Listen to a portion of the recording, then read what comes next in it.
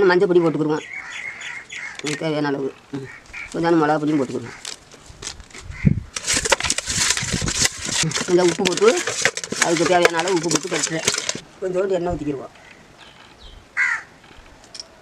சூடு ஆயிடுச்சு. இந்த மீனை இந்த போட்டு பண்ண போகிறேன்.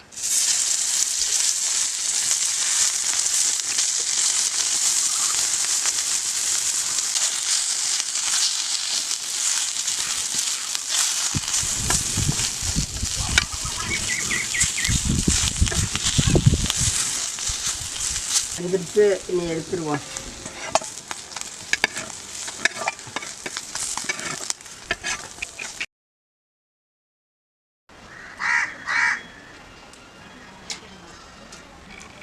இந்த மீனை சுட்டது சுட்டு தோதக்கல்ல சுட்டு விளையாட அவ்வளோ ருசியாக இருக்குது.